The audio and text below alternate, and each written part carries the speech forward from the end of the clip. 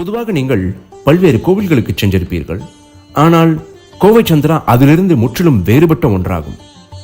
ஆன்மீக கல்வி, பக்தி மற்றும் கலாச்சாரத்தின் ஒரு புதிய அடையாளமாக திகழும் நம் கோவை சந்திரா.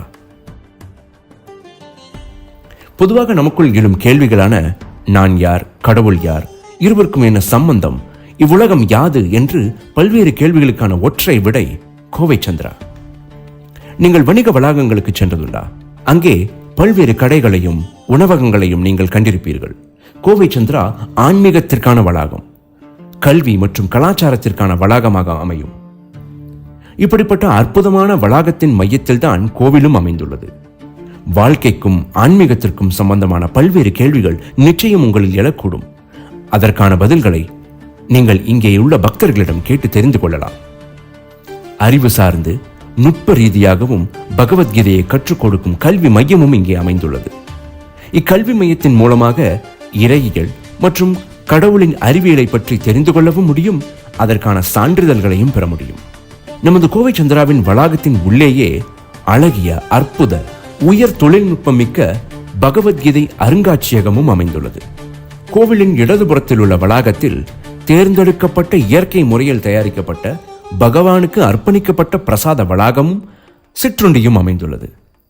அவ்வளாகத்தின் உள்ளேயே விருந்தினர் மாளிகை மற்றும் திருமணங்கள், யாகங்கள், தங்கள் குழந்தைகளுக்கான சம்ஸ்காரங்களை செய்யும் ஒரு அழகிய விசாலமான சம்ஸ்கார மண்டபத்தையும் கொண்டுள்ளது.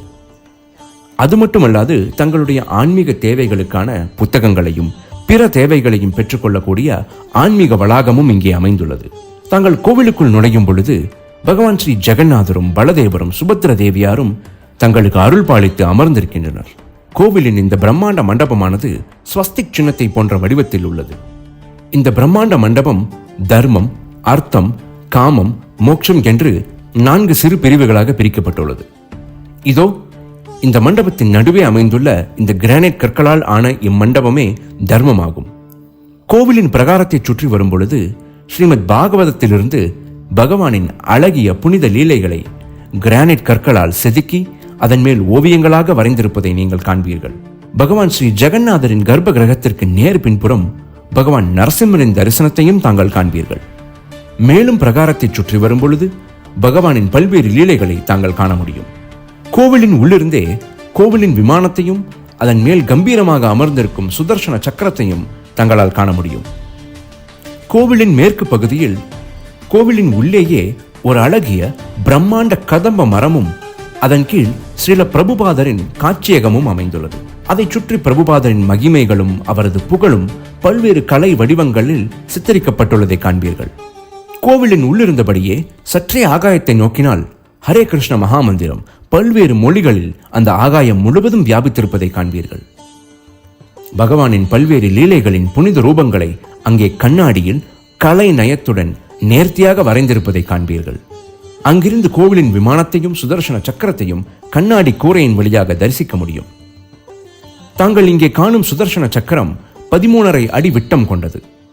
வட இந்தியாவின் மார்பிள் கற்களால் ஆன வேலைப்பாட்டுடனும் நமது தென்னிந்திய திராவிட கலை நயத்துடன் இணைந்து இந்த சுதர்சன சக்கரம் ஒரு தனித்துவம் வாய்ந்த கலை படைப்பாகும். கோவிலின் உள்ளே அமைந்திருக்கும் தர்மம், அர்த்தம், காமம், மோட்சம் என்ற இந்த 4 மண்டபத்திற்கு மேலும் சுப மங்களத்திற்காக கலசங்கள் பதிக்கப்பட்டுள்ளன. இப்படி கோவை சந்திரா இன்னும் பற்பல ஆன்மீக அறிவு சார்ந்த அற்புதங்களை கொண்டுள்ளது.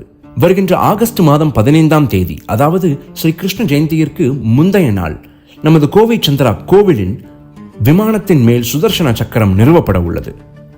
நம் கோவை மக்கள் அனைவரையும் இவ்விழாவில் பங்கேற்க அன்போடு அழைக்கிறோம். பகவான் சுதர்சனரின் ஆசீர்வாதங்கள் கோவை முழுவதும் வியாபிக்கட்டும். சேவைகள், நன்கொடைகள் மற்றும் பிற விவரங்களுக்கு நன்கொடை துறையை அணுகுமாறு அன்புடன் கேட்டுக்கொள்கிறோம். லக்ஷ்மியை நாராயணரின் சேவைக்காக எடுத்துக்கொள்வதில் மிகுந்த மகிழ்ச்சி அடைகிறோம். கோவை சந்திராவிற்கு மக்கள் அனைவரையும் அன்புடன் வரவேற்கிறோம். நன்றி. ஹரே கிருஷ்ணா.